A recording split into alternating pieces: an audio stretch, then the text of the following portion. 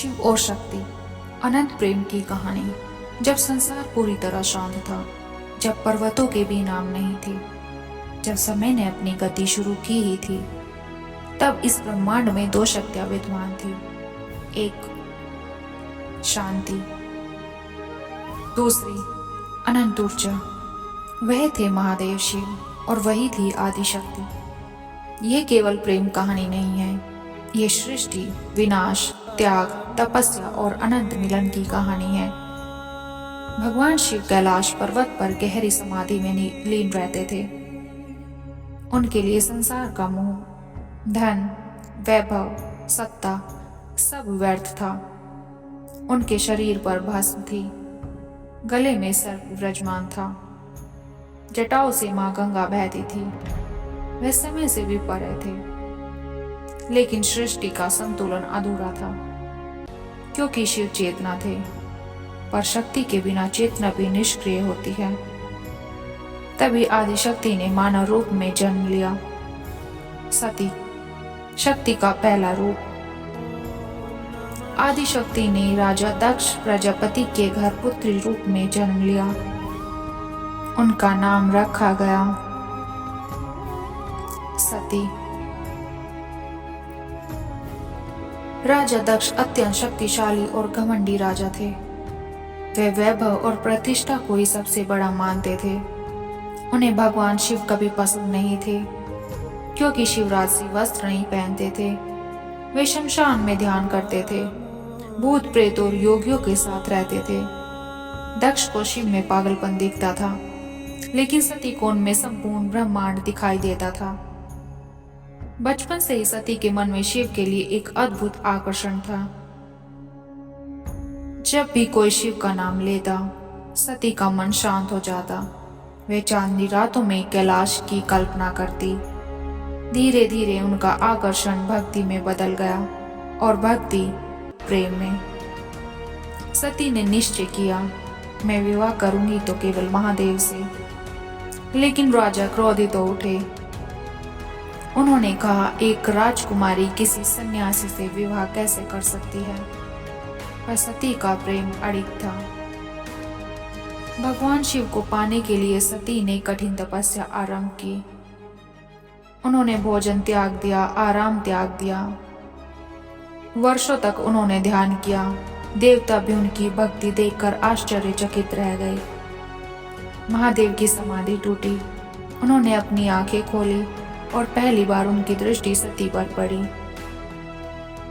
पूरा वातावरण दिव्य हो उठा। महादेव समझ गए कि ये केवल प्रेम नहीं, ये स्वयं शक्ति का आह्वान है, और उन्होंने सती को स्वीकार कर लिया। शिव और सती का विवाह ब्रह्मांड का महान उत्सव बन गया। देवता, ऋषि सभी उपस्थित हुए, लेकिन महादेव की बारात देखकर सभी चकित रह गए।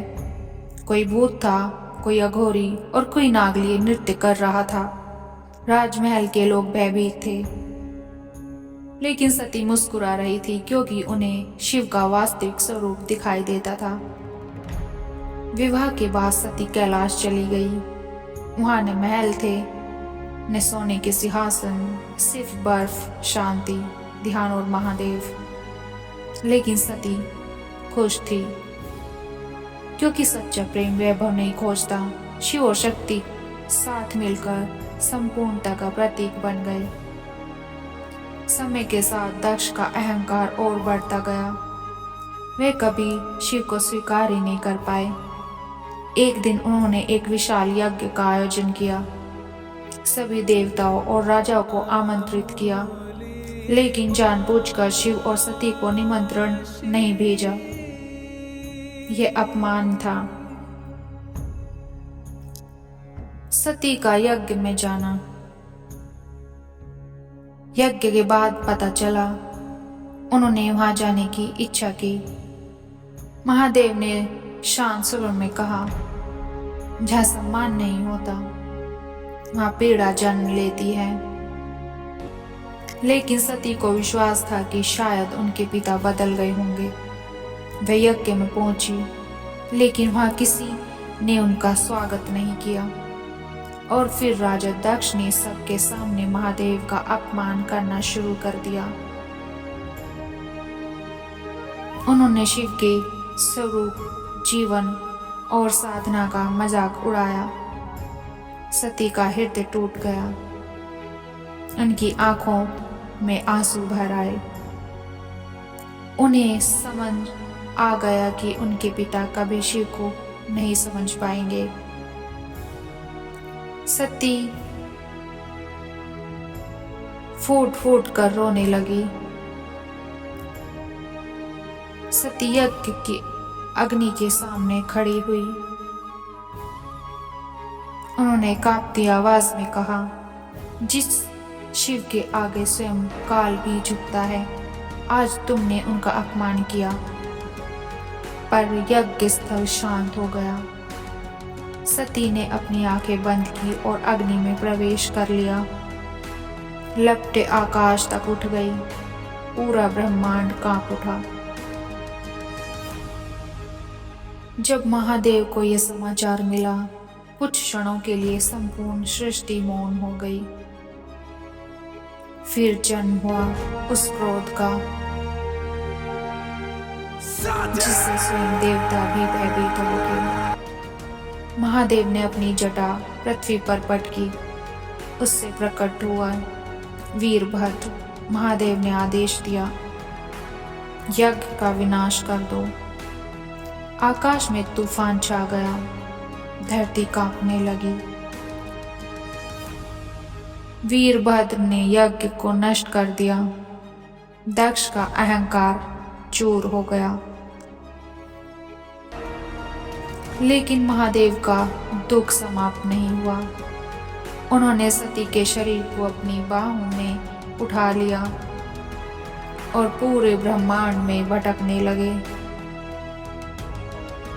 वह शिव जो मृत्यु से भी परे थे, आज प्रेम के वियोग में टूट चुके थे। सृष्टि का संतुलन बिगड़ने लगा। तब भगवान विष्णु ने सुदर्शन चक्र से प्रयोग किया।